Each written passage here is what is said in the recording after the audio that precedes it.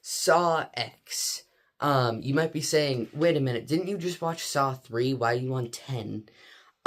Basically, Saw X is a prequel to Saw 3, and I just have no interest in watching the increasingly lousy, following Saw movies, and I've heard really good things about Saw X, so that's what I'm gonna watch, and you really can't stop me, seeing as I'm already recording this video. So let's hit play on Saw X.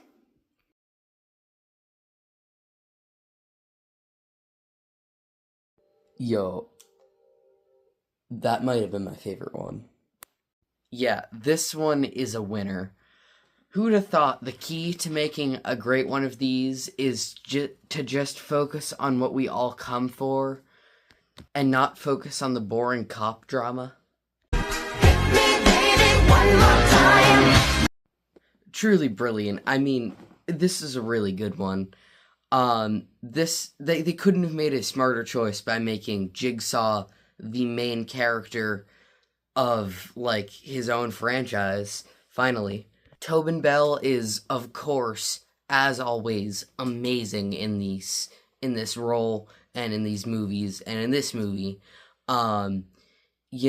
He's great in the first movie for the limited time we get of him. He's great for the upgraded more time we get of him in the second movie and in the third as well. But making him the main character really gave him a chance to shine at his acting, because you really forget that he, killed Zepp in cold blood. You really forget that he put a guy in a trap where each of his limbs slowly rotates, one by one, until his neck snaps. You totally forget that he screws over Adam in the first movie from the very, very beginning. Anyways, getting off topic a little bit, going back to what I was saying, he's really just a nice, innocent, sweet old man in this, and you want to be his friend. He just seems like a really chill dude to hang out with. The movie goes through great lengths to make you feel really bad for the dude. Like, he genuinely just wants to beat cancer, and he gives these people all of his money, and they totally scams him, and when it's revealed that it was a scam, it's crushing.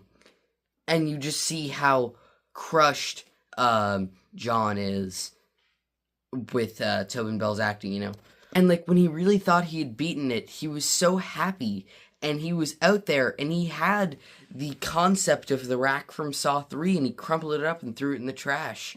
He was gonna retire. It's a really good revenge story, and, it gets you to root for, not really, he's not really the villain of the movie, but he's kind of the villain of the movie. It gets you to root for the villain of the franchise by creating an even more despicable villain. The main blonde villain, I forget her name, but she is pure evil. The movie concludes so nicely, and, honestly, if this was the end of the franchise, and they don't make more, or they reboot or something, I think this is actually a great way to end the franchise, or at least end this original 4 run of movies. But I especially gotta talk about these traps, because each one of them, even the one that isn't even real, is peak. This is how you write a Saw movie. This is how you make good Saw traps. Make them winnable. Yes. That's one of my problems with Saw 3, some of the traps are completely unwinnable, and yeah, that's the point. It's to show that Amanda is just a whole cold-hearted killer, but it just defeats the whole purpose of the franchise. With this, they're each winnable, and you see they really try. They really try to win, and that's how you do it. You have them go through all the pain and stuff, and then the brutal death, still. Before we go into spoilers talking about these traps, I also just want to mention I love the relationship that John builds with the kid. I forget his name, um, but they're really nice to each other, and that was just so wholesome to see. Especially because if you've watched any of the other movies, he's this cold-hearted killer, and he's so nice to this boy. He helps him fix his bike. You could almost say this movie's in a different universe than the others. John almost doesn't feel like the same character. Now getting into spoilers, each of the traps throughout this movie. Alright, starting off, the eye vacuum trap is really cool. Yeah. So that dude, he has like a dial, and he cranks the dial, and each, notch breaks a finger, but he has to break all of his fingers in order to stop the vacuums from sucking his eyes out, and they ripped his eyes out. I wonder what would have happened to the guy if that actually happened. Some people are disappointed that, like, that trap wasn't real, but I think it was still a pretty cool sequence. It does feel a little bit, like, scammy, like, that it was heavily featured in the trailers and the marketing, and it's the poster. It also looks like when SpongeBob and Patrick looked at Mr. Krabs' map.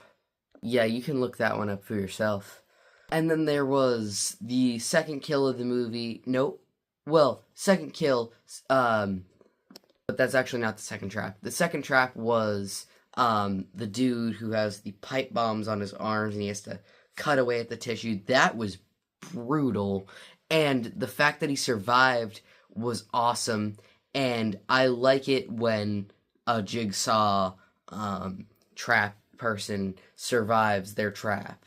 You know, we love the brutal kill, but you gotta let them survive sometime.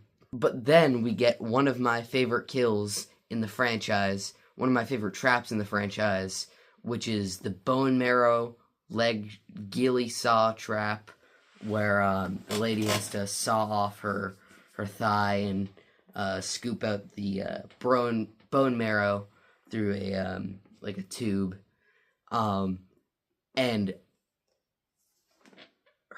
she got decapitated. Yeah, if she didn't like suck the bone marrow out of her femur, the machine would just cut her head off. And it did, and it was amazing. Call me psychotic, I don't care. But what really got me is how they brutalized her corpse. Not only did she lose her leg and head, the like blonde villain of the movie used her intestines as a rope, and then Jigsaw or John and Amanda used her head as like a dummy for that guy who broke into the facility. Like, Jesus, dude, let her rest. From there, we go to the brain surgery trap, which, wow, dude, that I don't know what I would do in this situation, because basically it's the guy who is the fake brain surgeon, and he has to grab the tools and cut into his own head and remove a chunk of his brain in order to escape this trap, or two like very hot metal things are gonna close around his face and bake him to death, basically. Yeah, that one was crazy. Then, of course, there's the, like, radiation one, where the girl, is Gabriella, I think her name was, is hanging up by her wrist, and on her, there's, like, another shackle on her ankle, and she has to grab a hammer and smash her, ankle and wrist, until she can fit through the shackle. Saw 3 opening scene style. Okay, the blonde villain is named Cecilia. So, for some reason, Cecilia convinces Gabrielle to smash her ankle first in order to swing out of the way of the radiation, but, like, that doesn't make sense. She could just smash her wrist or hand, and then fall, and then that wouldn't be an issue at all. So I don't know why she did that. That was kind of stupid, I'm not gonna lie, but she made it out of her trap, and she would have survived if Cecilia didn't double cross her. The whole thing with her boyfriend showing up is like way too complicated to explain in a little video here. I would actually just recommend watching the movie. But there's that. And the two of them trick John and this little kid that I was talking about earlier into going into this bloodboarding trap where they get waterboarded but with blood. And John is taking the full force, all of the blood, and even the kid pulls the lever to save John, which, wow, what a kid. But John pulls back the lever, thugs it out, long enough for Cecilia and her boyfriend to go into a room where, like, toxic gas, fills the room, and then there's, like, one hole for them to breathe through, but they have to fight to decide who gets to breathe through it. And, like, Cecilia, I guess, lives through the movie, and because she gets the breathing hole, but I think that's actually kind of a cool way to get rid of her character. A lot of people found it unsatisfying, and yeah, I would have liked to see such an evil person get the most brutal death. But it's more poetic, really. Or I sound like George Lucas. It's like poetry, sort of. It rhymes. If she, loses all her money and power, and she lost everything. She lost, and John won. And John gave the kid the money, and they ride off into the sunset, literally. Or sunrise, I suppose. So yeah, that's it for my review of Saw X. If this is how they end the franchise, or how they end this continuity, at least, if they decide to reboot, I think a pretty solid way to end it on. Here's the ranking. Jake, The Lazarus Effect, It Chapter 2, The Evil Dead, Mothman Prophecies, Child's Play, 13 Ghosts, Ready or Not 2, Here I Come. Saw 3, They Will Kill You, It, Saw 2. Maybe it's recency bias, but making it into the top 4 is Saw X, and then Ballerina, How to Make a Killing, and Hereditary. So yeah, that's it for my review of Saw X. What a great one, honestly. Best thing in the world is when somebody hypes something up, or everybody hypes something up, and then it exceeds expectations. That's how I felt watching this. Really good movie. I would recommend. Bye. Game over.